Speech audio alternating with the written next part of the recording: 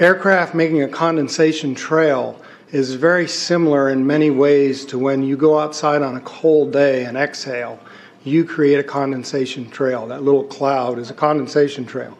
Now, if you take a 2-mile walk on a cold day and you can turn around and you can see your condensation trail tracking all the way back for 2 miles. That's how crazy it is to think that what we're looking in the sky is actually condensation trails. The contrails, not the chemical, the contrails occur because of cold air, minus 30. It takes high altitude, around 30,000 feet plus. There's carbon dioxide and water vapor in that exhaust.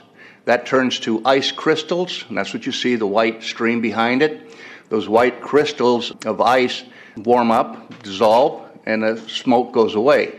And it never lasts more than a minute. What we're seeing now, and I first could not believe it, and I started looking at the skies, and these are not normal. They're not natural. There's something going on. I don't know who it is or why they're doing it.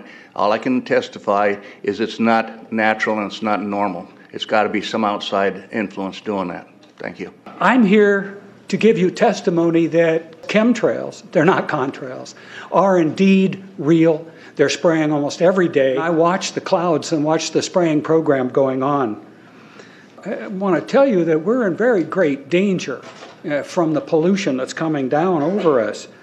And we've been led astray by the military-industrial complex, and they're responsible for the cloud's creation and weather manipulation programs. They're dark operations. That's why they're not out in the media. I look around and I see people are starting to look up and see this. Many times I've spoken about chemtrails, and I get this blank look on my face. What are you talking about? I'm saying, look up. As a pilot, before I fly, I look up. And so, boy, they're really out there working. When you look up at the sun and you see a white haze, that is aluminum floating in the air right now, and it's coming from the aircraft. There's a huge amount of aluminum being found because these sprays have aluminum, strontium, barium, manganese. And there's a lot of argument that aluminum is very common to be found. But aluminum is only common in a bonded form. It's not common in a free form, and we're finding high rates of free aluminum in the soil, which is not natural. The metal compounds that are being used are environmentally dangerous. We need to be monitoring them. We need to be testing them. Okay, these previous guys, I've watched exactly what they do, and yes, they are correct. I've seen exactly the same stuff, so ditto marks on those. You want some figures? Okay, latest water test, tested the rain. 13,100 micrograms per liter of aluminum in the rain in 2013. Normally, it should be 0. So 13,100 is pretty damn much, folks. It used to be 0, then it was 100s in the 2000s, and then since 2010, it's into the 1,000s and the latest 13,100. In the snow on Mount Shasta, pristine Mount Shasta, 61,000 micrograms per liter, 4 times the amount that is found in the soil up there. Where in the hell is this stuff coming from if it's not coming from the soil? We have clouds in the sky we've never seen before. Almost every day I'm seeing clouds I've never seen before. And NASA has been even named a few of these new clouds. It's really interesting, but NASA is a corporation. I want you to know that. NASA has also conducted a research program in what they call metallized fuels. We're actually putting aluminum oxide right in the fuel because it has 2 atoms of aluminum and 3 atoms of oxygen. So during the combustion process, it releases all that oxygen and dramatically increases efficiency, but it leaves the aluminum in the air. We got things coming from sky down, and it's a huge, huge problem. Because as it comes down, what happens is a couple of things. Is that it actually is in our air, we breathe it. And as we breathe it, it's actually going to go up through our nostrils, into our brain, easiest access to our brain frontal lobe. The contaminants that have been identified, which already been mentioned, are aluminum. Aluminum is the #1 free radical generator to the brain to cause early apoptosis, which is early death of brain, and it begins to set off the scar tissue, which we call the amygdalin, which is part of the chemical matrix related to Alzheimer's. I'm a neurologist practicing in Reading for 17 years, and in the past 5 years, I have seen the number of patients with Alzheimer's disease, Parkinson's, and other neurodegenerative diseases tremendously increased, almost quadruple. I became interested in chemtrails about 8 years ago when I was in Hawaii, and the Hawaiians are really being very vocal about it. I concur about the increasing number of Alzheimer's. They have been able to take the aluminum and micronize it, which means it'll stay up longer. But it also means, and I don't know if any of you have noticed some metallic taste in your mouth when they're spraying, but you inhale that, it goes up through your cribriform plate and through your sinuses and into the brain. As you heard, to spray nanoparticles, very small particles. These nanoparticles, they basically trigger a programmed cell death in the brain, and that is the ultimate path we see in Alzheimer's. That's problem number one, because when we look at the Alzheimer issue, we say those are the old. The real problem is, and the real scare I have, is as I am a father of 2, I am a grandfather of 3. So the drama is our children. ADD started in the 70s. Autism was not on the radar. There was no documents, there was no information. It was 1 in 100,000 children. Today, what we have is 1 in 48 boys. I was part of the early group that was looking for aluminum in ADD and ADHD. And all of those children that started to develop those phenomena had high levels of aluminum. When we figured out protocols to detox them out, to free the body of those particular contaminants, what happened is that their brains came back. When we do this to the age, it doesn't come back as quick, but it will come back. But I'm seeing Alzheimer's in 56 years old. Back in the 70s, Alzheimer's when you were 80. If you remember 8 to 10 years ago, there was this big move to get rid of aluminum from underarm deodorant because it would cause Alzheimer's. Look what they're doing to us now. I want to give you a little bit of history on the background behind nanoparticles has been described before. A nanometer is 1/1000th of a meter. It's very small. In fact, if you have particles, say, that are 40 or 50 nanometers across, you can take and line 50 of them up next to a single red blood cell. These things are extremely tiny. They're pervasive. The collapse and decrease of agriculture is something I worry about even more than the previous info about autism and Alzheimer's. Believe me, I'm seriously concerned with what I'm watching. As a wildlife biologist, I've been watching the ecosystem collapse. When you lose all your stream organisms, when you have aluminum overload in your streams, you're killing your microbial bacteria and you're disrupting the entire ecosystem. So it goes way beyond just a little bit of pollution. How did Monsanto know to create aluminum-resistant plants? I don't think I've heard anybody ask that question. Okay. Insects. I've done studies in Siskiyou County.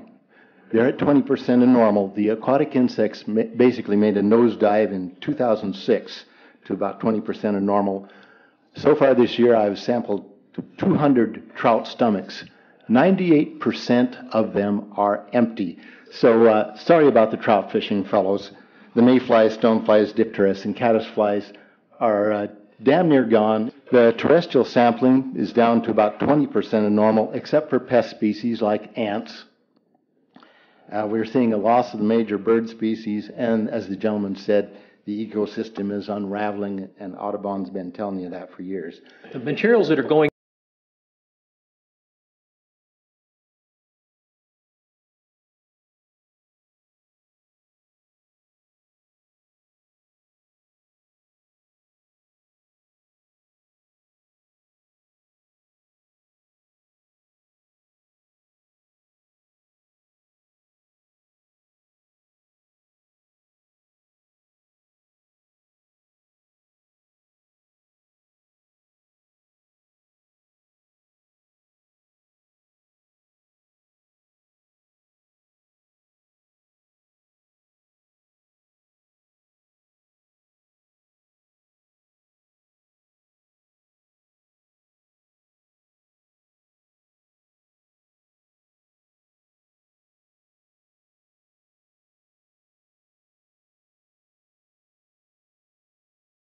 barium, strontium, aluminum, but they destroy the sample, so I'm not letting this get away from me. You know, these tests are international. in scope. We're seeing this all over the world, guys. Okay, pH of acid soils is 20 times more alkaline. The aluminum in the soil has doubled in the last 10 years. The rain normal was 5.6. It's 20 times more alkaline. Aluminum blocks essential nutrients. I am unable in my garden to restore normal pH, and that's because nanoparticles are now in the circulatory systems of both plants and humans. The Air Force conducted a study starting in 1993. It was called In Vitro Toxicity of Aluminum Nanoparticles in Rat Alveolar Macrophages. That's a real fancy way of saying testing the effect of aluminum nanoparticles on the white blood cells in the little air sacs in your lung, the alveoli. And what they found in this 8-year study was that these particles, when you're exposed to them long enough, it suppresses the ability of your white blood cells to defend you from airborne infections coming into your lungs. So it suppresses your immune system. But they also found that these same particles, once they get into your system, they can actually go through the barrier in each one of the cells. They get inside the cells, and these particles can actually suppress the ability of mitochondria, which are in the cells that help to gobble up toxins and things that would be harmful to the nucleus and the reproduction process of the cells in your body. These processes are suppressed, and so essentially by breathing this material in, your immune system is dramatically suppressed. I wrote to the federal government because Air Force wrote a book, and on the first page of the book they said, we're going to control the weather by the year 2025. I asked them, what are they doing spraying these chemicals on the public?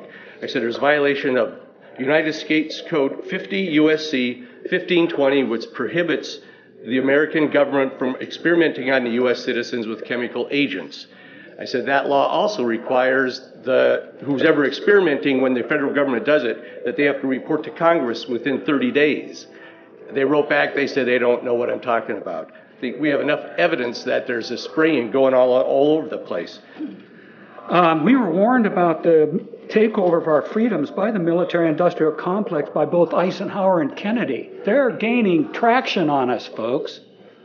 We are in trouble more than just a spraying program. All I can say is it's about time we get up in arms about this, because it is affecting our health. It's high time that we as citizens of this great country take action. Board of Supervisors in Suffolk County, Chemical Engineering. Hawaii passed an ordinance prohibiting geochemical engineering. I urge you to bar geoengineering in Shasta County and pass an ordinance. At least ask some damn questions. What the hell is all this aluminum doing here? Why are the trees dying, fishes dying? Why is there Alzheimer and aluminum spiking? And why are these fibers on the ground here in Shasta County? Thank you. Thank you, Mr. Marmon. Today, the Shasta County Board of Supervisors has been the beneficiary of some sincere, passionate, and knowledgeable comments. And I thank you for those. I am in agreement with my colleagues about sending letters and a call for action, but I would hope that we could go a step further. I would like for us to send a copy of this video where all of you spoke today, all 2.5 or 3 hours of this testimony, to be sent to our senators and our U.S. representatives, and also our representatives in the state of California. We'll do that. Let them listen to the passion that came out of this meeting today. Thank you. You have the motion in front of you. I think it's understood. All in favor, say aye. Aye. Any opposition? Motion passes unanimously.